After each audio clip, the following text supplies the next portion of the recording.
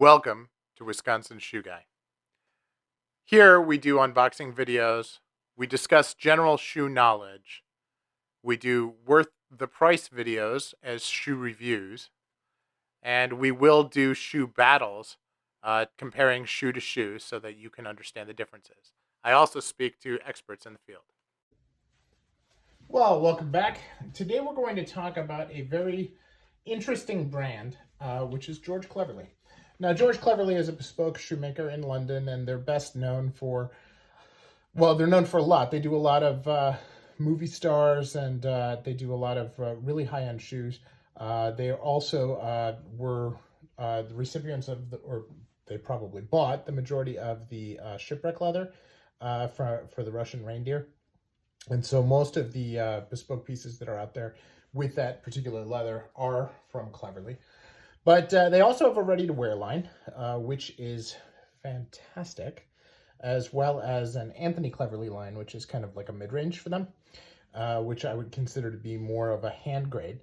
And I own 2 pairs of their basic ready-to-wear line, and I believe that these were made in the Alfred Sargent factory, but the designs are all Cleverley, and so I want to talk a little bit about them. Now, these are 2 very different shoes. This is a whole cut in suede, which is called the Merlin. And then this is the Adelaide, which is called the Atom. Now, rumors when I first got into Adelaides were that the very first Adelaide was the Atom, like Adam and Eve. So it's a very cool design. One of my favorites. I've built my entire collection around this one design. And if you think about my collection as a whole, there are 3 main components: whole cuts, Adelaides, and split toes. I had worked with some other designs, both whole cut derbies, which is a PTB, and also with long wings, but not every brand has them. And these 3 designs, nearly every brand has. So this is where I've been focusing my collection recently. So let's talk about these particular shoes. Now, the one thing that I would say that Cleverley is best known for is the chisel last.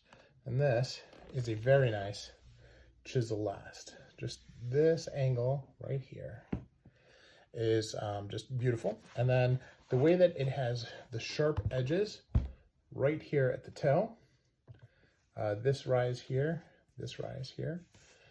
and this rise there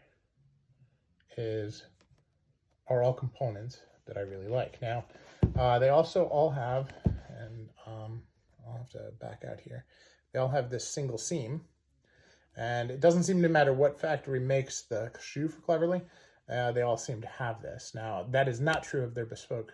Their bespoke shoes do not have that. So that's something that's obviously different. Now, as you know, bespoke is more about the pattern, and of course everything is made by hand, so there's no machine work at all. So that is something that they do. They do the patterns obviously for every customer. So as we look at the Merlin, what's nice about this as a whole cut is that the shape of the shoe is the only thing that's important. But if you look at the quality of what they've asked for these the factory to do, stitch density really there. And then when you look on the bottom of the shoe, it's got this great fiddle back. You can see I haven't had a lot of wear. This is part of their Kingsman line by Cleverley. And you can see it's got the double row of nails at the toe to keep it there. And then a very, very simple heel. Just a very little small piece of rubber, and then just 4 nails. All right? So very, very classic, very beautiful. And then we look at the Atom, and the Atom has the same lining, although this lining is black. They're both black, actually. And but a soft lining, really high-grade leather, same chisel toe, but a slightly different angle on the top, although very subtle. Probably if I wasn't as into shoes, I wouldn't notice. You can see this has a really subtle pebble grain to it. It's not subtle when you're, you know, that close, but obviously from far away, it's a lot more subtle. And it's not a very heavily textured grain like some. Actually, they actually make this particular shoe in a very textured grain. And then when you look at the heel stack here, they're very thin pieces of leather, which I think is interesting. You know, one of the things that people in the know look at.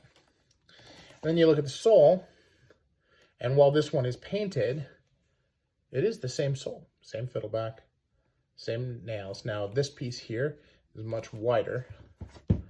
The rubber piece is wider. But aside from that, it's a very similar design, very classically done, same double row.